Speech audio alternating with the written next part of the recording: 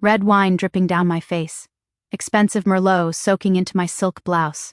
A young blonde woman screaming that her husband owns this restaurant and she can throw out anyone she wants. 50 people staring at me like I was the evening's entertainment. And all I could think in that moment was that wine is going to stain. And I really loved this blouse. I didn't scream back. I didn't cry. I didn't give her the satisfaction. I just wiped my face slowly with a napkin, looked at her one last time, and said the only thing worth saying, "I hope that made you feel better." Then I picked up my purse, apologized to my client for the disruption, and walked out of that restaurant with whatever dignity I had left. My name is Gwyneth Carradine. I'm 34 years old. And that woman who just humiliated me in front of a packed restaurant, she's my ex-husband's new wife. The restaurant she was screaming about, the one she claims is hers, I designed every inch of it, I funded it. I built it with 7 years of my life. But let me back up, because this story doesn't start with wine in my face. It starts almost 10 years ago when I was young and stupid and believed that love was enough. I met Garrett Holloway at a food festival when I was 25, fresh out of design school, full of dreams, absolutely certain that the world was going to be kind to me. He was 32, a sous chef at a mid-level restaurant, and he had this way of talking about food like it was poetry. He told me about his dream of opening his own place someday, a real restaurant, something with soul. I fell for him completely. We got married within a year. When my grandmother passed away, she left me $180,000, her entire life savings. Grandma Eileen had been a retired accountant who survived a brutal divorce back in the 70s. Her first husband had hidden everything and left her with nothing. She spent the rest of her life being careful with money, documenting everything, trusting no one. Completely. She never liked Garrett. Said he was too charming, just like your grandfather was. I thought she was being paranoid, old-fashioned, overly cautious. When I told her I wanted to use the inheritance to help Garrett open his restaurant, she didn't say no, but she insisted on what she called a small formality. She made us sign a promissory note with some legal language about equity stakes and ownership percentages. I was 25 and in love. I signed it without really reading it, filed it away with old tax returns and birthday cards, and forgot it existed. Grandma died 3 years later. Heart attack in her sleep. Peaceful, they said. I cried for weeks, but I never thought about that document again. I was too busy building the amber table. That was the name of Garrett's dream. I designed the entire interior. The warm lighting, the exposed brick, the amber-colored glass fixtures that gave the place its name. I created the logo, the menus, the brand. I worked 16-hour days alongside him for 3 years while the restaurant struggled to find its footing. I didn't take a salary. I didn't ask for credit. I believed we were building something together, and then finally it worked. Year 4, we turned profitable. Year 5, we got featured in a local magazine. Year 6, we expanded the dining room. By year 7, the Amber Table was the most talked-about restaurant in the city. That's also the year Garrett started working late. I found the texts on his phone by accident. I wasn't even suspicious. I just picked up the wrong phone when mine buzzed. Her name was Brittany. She was 24 years old, blonde, and she'd been working as a waitress at our restaurant for 6 months. Our restaurant, that's what I still called it then. Garrett didn't even apologize properly. He said we had grown apart. He said he needed something different. He said it wasn't my fault, which is what people say when it's absolutely your fault but they don't want to feel guilty. He filed for divorce. His lawyer was expensive and aggressive. Mine was what I could afford, which wasn't much. During the proceedings, Garrett showed financial documents claiming the restaurant was barely breaking even, $30,000 a year in profit. He said the business was struggling. He said there wasn't much to divide. I knew it was a lie. I'd seen the reservations, the crowds, the expansion. But proving it would have required a forensic accountant, and forensic accountants cost $10,000 minimum. Money I didn't have. Money I couldn't borrow. So I settled. $40,000, and our modest house with its modest mortgage. He kept the restaurant, all of it. 3 months after the divorce was finalized, he married Brittany. She posted the wedding photos on Instagram with a caption that said, "Blessed beyond measure." I saw it because I was weak and looked. Then I blocked them both and promised myself I'd move on. That was 14 months ago. I thought I had moved on.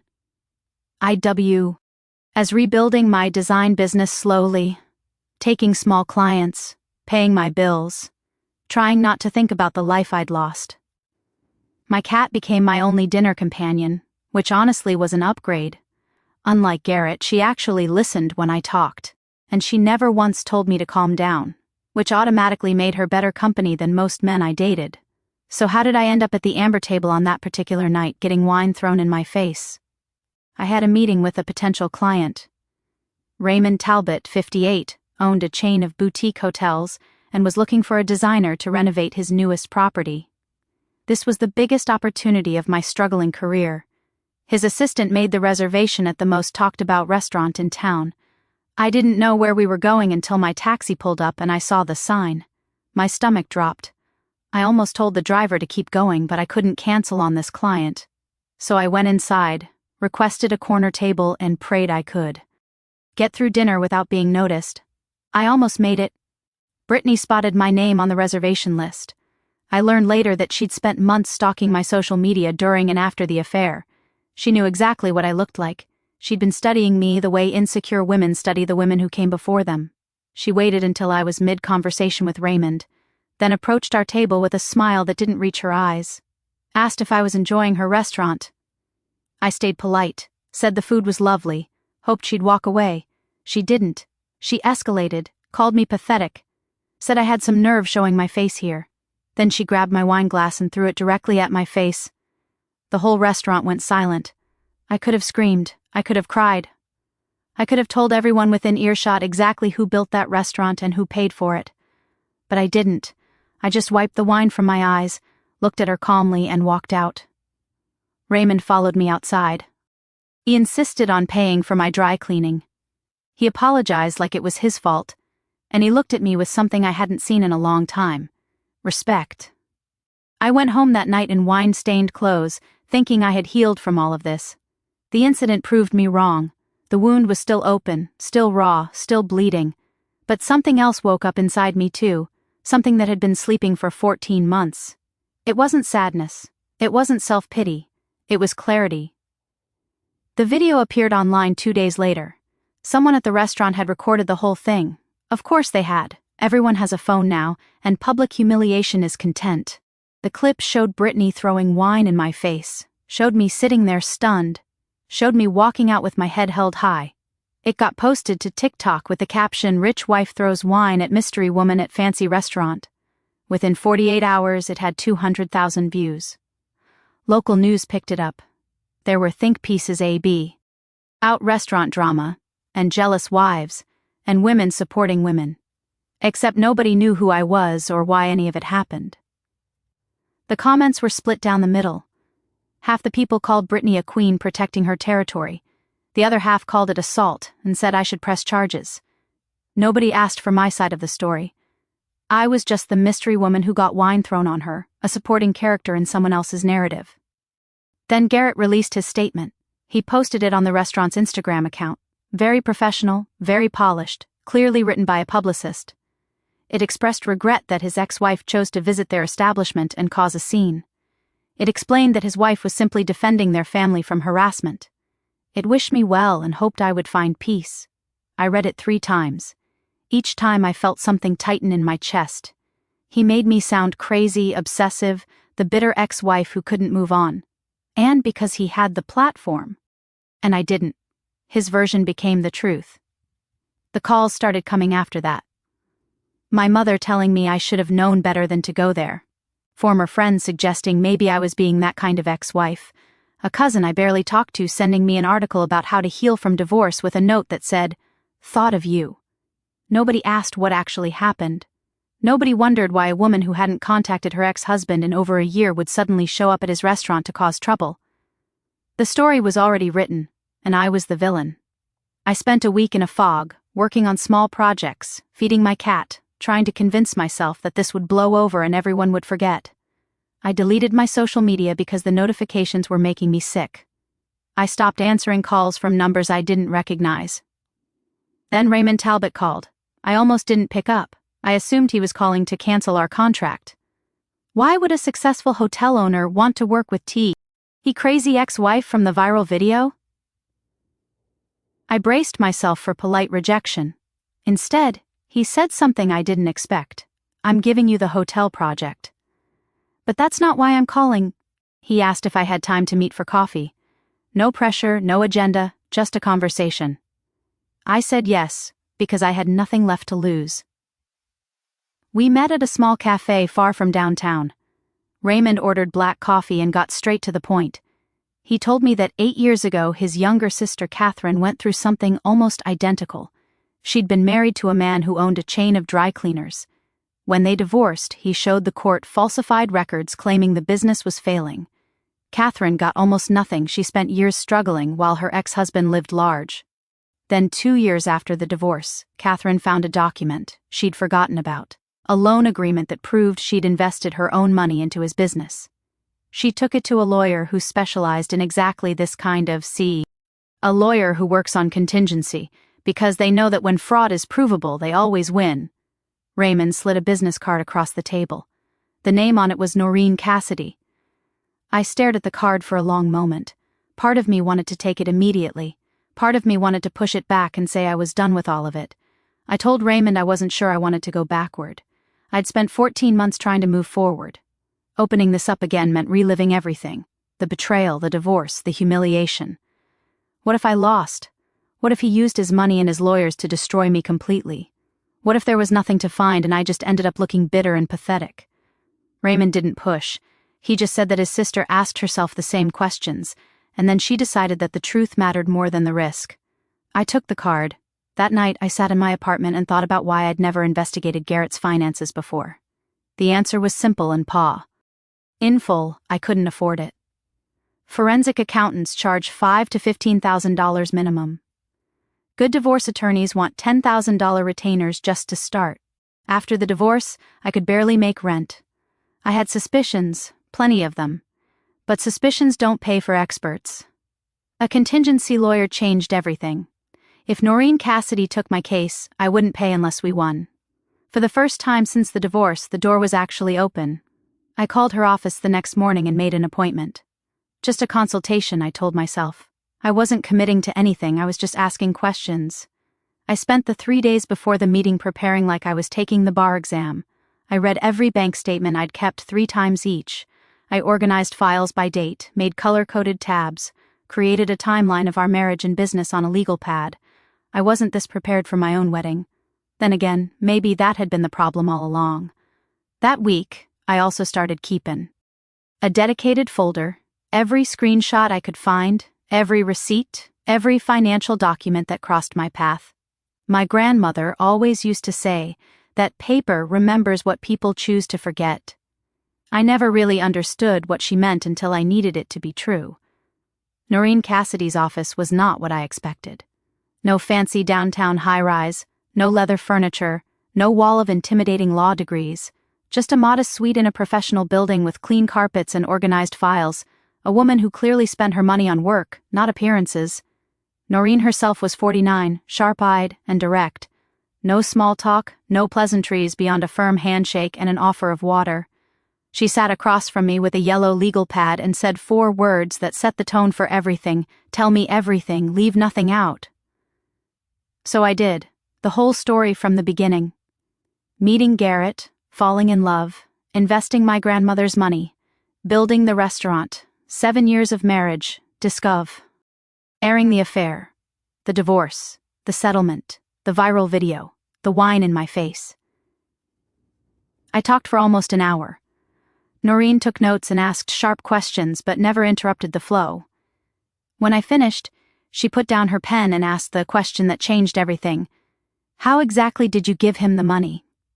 I explained that my grandmother left me $180,000. I gave it to Garrett to open the restaurant. Noreen leaned forward. Was there any documentation? Any written agreement about the investment? I started to say no, we were married, why would there be? But then I stopped. Because there was something. A memory surfaced, fuzzy at first, then clearer. Grandma Eileen sitting at her kitchen table, sliding a document across to me, insisting I sign it before she'd write the check. I told Noreen about my grandmother, how she'd been an accountant her whole life, how her first husband had hidden assets during their divorce in 1973 and left her with nothing, How she'd spent the rest of her life being careful, documenting everything, trusting no one completely, especially not charming men. When I asked for my inheritance early, Grandma agreed, but she insisted on what she called a small formality, some kind of promissory note with legal language I didn't understand and didn't bother to read. I was 25, madly in love, absolutely certain my marriage would last forever. I signed it, filed it with old papers, and forgot it existed. Grandma passed away 3 years later. She never reminded me about the document. Maybe she assumed I'd remember when I needed it. Maybe she trusted me more than I deserved. Noreen's expression changed. She asked if I still had that document. I honestly didn't know. It had been almost 10 years. I'd moved twice since then. But I thought it might be in storage, with the boxes I'd labeled Grandma's stuff and never properly sorted through. Noreen told me to find it. Whatever else I was doing, finding that document was now my priority. I went home and spent the entire weekend searching. My apartment became a disaster zone of cardboard boxes and old papers, tax returns from years ago, birthday cards I'd saved for no reason, photos from a life that felt like it belonged to someone else. I almost gave up twice. My back hurt. My eyes were tired. And I was starting to think the document had been thrown away years ago in some cleaning purge I couldn't remember. Then, in the last box, underneath my grandmother's recipe collection, and a stack of angry letters she'd written to Nixon but never mailed, I found it. A single page, slightly yellowed at the edges, dated almost 10 years ago. The language was formal, typed on what looked like a template, but the signatures at the bottom were handwritten. Mine and Garrett's. I read it slowly this time, really read it. The document was a promissory note acknowledging receipt of $180,000 for investment in a restaurant venture to be established. But that wasn't the important part. The important part was a clause halfway down the page. In consideration for this investment, recipient agrees that investor shall hold 40% equity stake in the business upon establishment. 40%. My grandmother hadn't given Garrett money. She'd made him agree that I owned almost half of whatever we built with it, and she'd had the whole thing notarized by her attorney friend, making it legally binding. I sat on my floor surrounded by boxes and cried. Not sad tears, just overwhelming ones. My grandmother had protected me from beyond the grave, and I'd been too young and stupid to even realize it. I brought the document to Noreen the next day. She read it twice, then sat back in her chair and said something I'll never forget. Your grandmother was a very smart woman. Then she explained what the document meant in legal terms. This wasn't just about Garrett being dishonest during the divorce. This was about him being legally obligated to register me as a 40% owner of the Amber Tea. Able. He never did. Instead, he claimed 100% ownership when the restaurant was incorporated. Then he claimed that same 100% during our divorce proceedings, showing the court financials that made the business look nearly worthless. What he did wasn't just unfair, it was fraud, possibly theft, definitely actionable. But there was a complication. Noreen said to prove the value of what Garrett stole from me, we'd have to prove the real value of the business. He'd showed the court during divorce that the restaurant made $30,000 a year in profit. If we proved it actually made much more than that, we wouldn't just be proving divorce fraud. We'd be proving he underreported income to the court. And if he underreported income to the court, he probably underreported it to the IRS too. Noreen looked at me directly. Are you prepared for where this might go? I understood what she was asking. Did I want justice badly enough to potentially send my ex-husband to prison? I thought about it. I really did. Part of me still remembered the man I'd married, the one who made me laugh, who talked about food like poetry, who held my hand at my grandmother's funeral. But then I remembered something else. An interview he gave to a local magazine 6 months after our divorce. I'd read it during a weak moment, torturing myself the way you do when you're not quite healed. The interviewer asked about his success, and Garrett said the words that burned themselves into my memory. I built this restaurant from nothing, with my own 2 hands. My money, my design, my 7 years of unpaid work. His nothing. I looked at Noreen and asked, what do we do first? She almost smiled. First, we file a petition to reopen the divorce settlement based on newly discovered evidence and fraud. That's the civil case. Whatever else happens depends on what the investigation reveals. I nodded. For the first time in 14 months, I felt like I was moving forward instead of UST surviving. Noreen asked if I had any other documents from my grandmother. I told her just recipes and some very angry letters about Nixon that she never mailed. Noreen said the recipes probably wouldn't help our case, but she appreciated a woman who kept thorough records. The legal process started quietly. No dramatic announcements, no public confrontations, just paperwork and patience. Noreen filed the petition to reopen my divorce settlement in week 6. The grounds were straightforward, newly discovered evidence and fraud. I submitted my grandmother's promissory note, along with a detailed statement explaining why I hadn't known about it during the original divorce proceedings. The document had been lost in storage for years, forgotten in the chaos of a marriage ending. This filing was public record, which meant Garrett would find out. Noreen warned me about that from the beginning, but she also said it didn't matter. Once the petition was filed, he'd have to respond through legal channels. No more Instagram statements, no more controlling the narrative. The court doesn't care about public relations. In week 7, Noreen brought in a forensic accountant named Victor Webb. He was in his early 60s, wore reading glasses on a chain around his neck, and had spent 30 years examining financial records for fraud cases. He worked on contingency for situations like mine, cases where the evidence of wrongdoing was strong enough that he knew he'd eventually get paid. Victor requested financial discovery as part of the divorce reopening. All restaurant records, bank statements, tax returns, supplier invoices, payroll documents. Garrett's lawyer fought it, of course. Filed motions to delay, claimed the request was overly broad, called it harassment. But the judge granted partial discovery. We got access to bank statements and tax returns going back 5 years. Victor found inconsistencies within days. The restaurant had reported $30,000 in annual profit during my divorce, but the bank deposits told a different story. Revenue was significantly higher than what appeared on the tax returns. Supplier payments didn't match reported food costs. There were regular cash withdrawals that didn't correspond to any documented expenses. Classic signs of double bookkeeping. Victor told me someone was keeping 2 sets of records, one for the IRS and the courts, one for reality. In week 10, something interesting happened. Noreen received a phone call from Garrett's attorney. A very polite, very professional phone call offering to settle the matter quietly. $30,000, case closed, no admission of wrongdoing. Mr. Holloway simply wanted to avoid prolonged litigation that would be stressful for everyone involved. Noreen presented the offer to me without recommendation. It was my choice. I thought about it seriously. $30,000 was real money.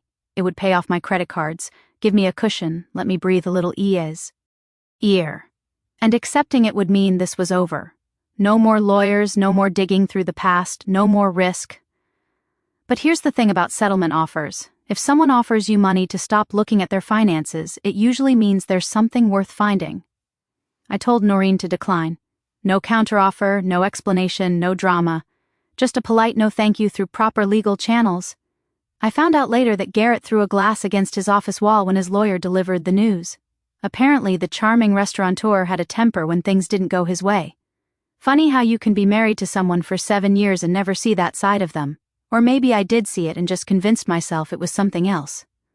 The decline was the right choice, because in week 11, we got an unexpected gift. A woman named Linda Moretti contacted Noreen's office. She'd seen the local news coverage of my case. The viral video had made it a minor story, and the divorce petition filing had brought it back into the news cycle. Linda said she had information that might be relevant. She wanted to talk. Noreen met with her first, then brought me in. Linda was 58 years old, gray-haired, and tired in a way that suggested she'd been carrying something heavy for a long time. She'd worked as the general manager at the Amber Table for 5 years. She was there when I was still married to Garrett. She remembered me coming in during the early days, remembered the long hours I put in for free, remembered how the restaurant couldn't have survived without my design work and my grandmother's investment. She also remembered being fired 2 years ago. The official reason was performance issues. The real reason, Linda said, was that she started asking questions about the accounting. She noticed cash transactions that never hit the register. A separate notebook Garrett kept in his office that didn't match the official books. Employees being paid partly in cash, with instructions not to report it. When she raised concerns, Garrett called her into his office and told her that her services were no longer needed. She was escorted out that same day after 5 years of loyalty. She didn't even get to say goodbye to the staff she'd trained. Linda had been angry for 2 years. She'd thought about going to the authorities herself, but didn't have enough evidence to prove anything. She was just a fired employee with a grudge. Who would believe her? But now there was an official investigation. Legitimate lawyers. Someone actually looking into what she'd seen. She gave us everything she had. Names of other employees who might be willing to talk. Dates and details of cash transactions she'd witnessed. A description of the second ledger system she'd seen in Garrett's office. She even remembered specific nights when the restaurant was packed but the register showed barely any sales. Most importantly, she was willing to testify.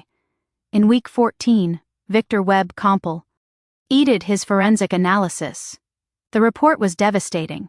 Based on his examination of the available records, the restaurant had underreported income by at least $150,000 annually. Over the 4 years of our marriage when the restaurant was profitable, that added up to over $600,000 in unreported income. This wasn't a divorce case anymore. This was tax evasion on a federal scale. Noreen sat me down and explained my options. We could use this evidence as leverage to negotiate a much better divorce settlement and keep everything civil. Garrett would pay me what I was owed, and the tax issues would remain between him and his conscience. Or we could file a formal complaint with the IRS and let federal investigators do what federal investigators do. Option 2 meant I couldn't control what happened to Garrett. If the IRS found criminal conduct, he could face serious consequences, fines, penalties, maybe prison. I asked Noreen what she would do. She said she couldn't tell me that. It had to be my decision. I went home and thought about it for 2 days. Part of me still felt guilty. Part of me remembered the man I'd loved, the dreams we'd shared, the life we'd built together before it all fell apart. Did I really want to be the person who sent her ex-husband to federal prison? But then I thought about Linda, fired for asking questions. 5 years of her life dismissed in a single afternoon. And I thought about the other employees. The ones who'd been paid under the table, who might have been cheated on taxes or benefits without even knowing it. Garrett's fraud didn't just hurt me, it hurt everyone around him. I called Noreen and told her to file the complaint. She said she'd have it submitted by the end of the week. Then she asked if I was sure. I told her I'd spent 7 years building a restaurant for a man who thanked me by stealing it. The least I could do was make sure he paid his taxes like everyone else. It seemed only fair. I certainly paid mine. This is where everything started moving fast. In week 16, Garrett went on the attack. His lawyer filed a harassment lawsuit against me. The complaint was aggressive and ugly. It accused me of conducting a coordinated campaign to destroy his reputation and business. It cited the wine incident as evidence that I had provoked his wife by showing up at the restaurant uninvited. It claimed I was feeding false information to the media and making anonymous tips to government agencies. The lawsuit made local news again. Restaurant owner accuses ex-wife of harassment campaign. The comments online were brutal. Half the people said I was a bitter woman who couldn't let go. The other half said I was brave for fighting back. Neither side knew the full story. I'd be lying if I said it didn't shake me for about 3 days. I questioned everything. What if I lost? What if his expensive lawyers found a way to twist this around and make me the villain? What if I ended up worse than where I started? Broke, publicly humiliated, with a harassment judgment on my record? I called Noreen in a panic. She let me talk for about 10 minutes, then said something that calmed me down immediately. Innocent people don't file harassment lawsuits when someone asks to see their tax returns. This is desperation. He's trying to scare you into backing down because he knows what's coming. What was coming arrived in week 18. The IRS opened a formal investigation based on Noreen's complaint. This wasn't automatic. They reviewed our evidence and found it credible enough to pursue a real investigation, with real federal agents looking into everything Garrett had reported for the past 6 years. The investigation was completely separate from my divorce case, but they were connected in an important way. Whatever the IRS found would become part of the public record eventually, and whatever became public record could be used in my civil case. Garrett hired a tax attorney. Then he hired another one. His legal bills were mounting, and unlike me, he couldn't work on contingency. Every hour of every lawyer cost him money he was increasingly desperate to protect. In week 20, Garrett received an official IRS inquiry letter. It was delivered to the restaurant by certified mail. The letter requested all financial records for the past 6 years, every bank statement, every tax return, every receipt and invoice and payroll document. His accountant called his lawyer. His lawyer called his tax attorney. His tax attorney called another tax attorney. The message was clear: this is serious. Do not destroy anything. Document destruction is a federal crime. I heard about the letter from Noreen, who heard about it through legal channels. She said Garrett's legal team was in full panic mode. They knew what the records would show. The only question now was how much damage they could minimize. But the really unexpected development came in week 22. And it didn't come from me, or from the IRS. It came from Britain. She'd been overhearing Garrett's phone calls for weeks. The hushed conversations with lawyers, the stress, the drinking that had gotten heavier since the investigation started. At first he brushed off her questions. It's nothing, just the ex causing trouble. Don't worry about it.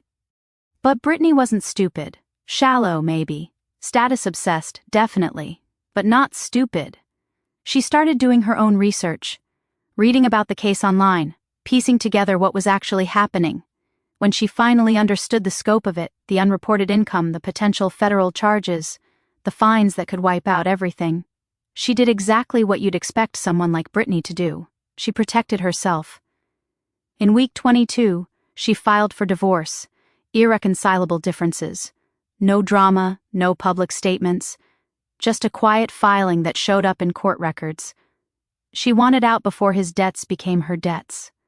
The woman who dethroned wine in my face, who'd screamed about her restaurant and her husband and her blessed life, was running for the exit the moment things got difficult.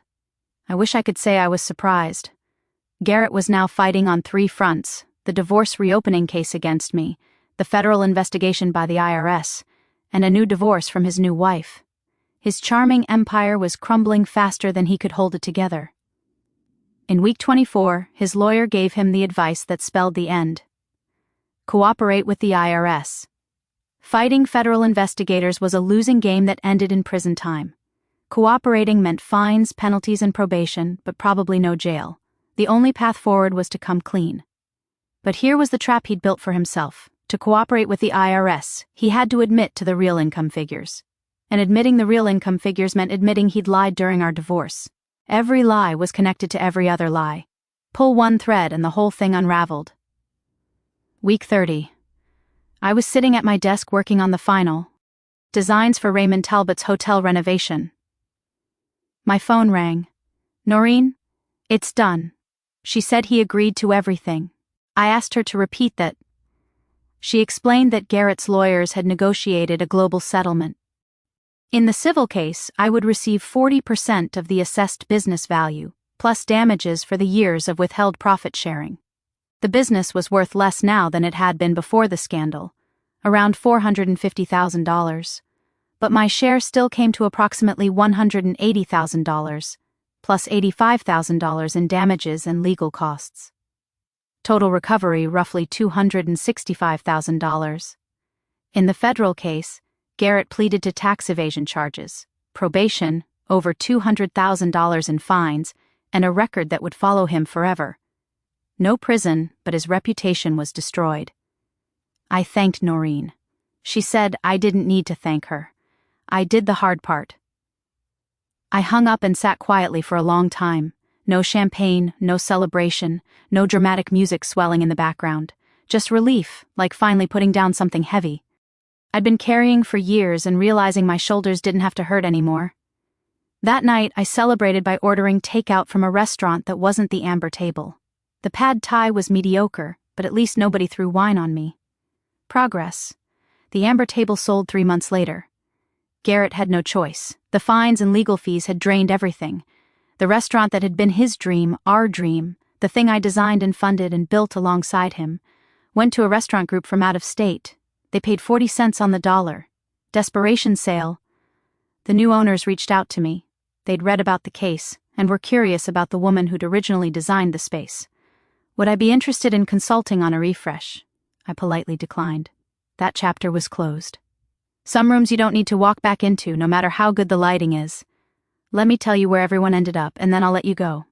Garrett, last I heard, he was working at a chain restaurant outside the city, not as a head chef, not even as a sous chef. Kitchen manager, which is a polite way of saying he orders supplies and makes sure the line cooks show up on time. He lives in a one-bedroom apartment now, and he'll be paying fines and back taxes for years. The man who built this from nothing with his own 2 hands is currently building nothing at all. Brittany, her divorce from Garrett finalized quickly. There wasn't much to fight over because there wasn't much left. She got nothing because there was nothing to get. I don't know where she is now, and honestly, I don't care. Some stories don't need an ending. Some people are just chapters you close. Linda Moretti, the woman who got fired for asking questions, she used her testimony and documentation to file a wrongful termination lawsuit. Settled out of court for an amount she described as enough to finally take that trip to Italy. She sent me a thank you card and a bottle of wine.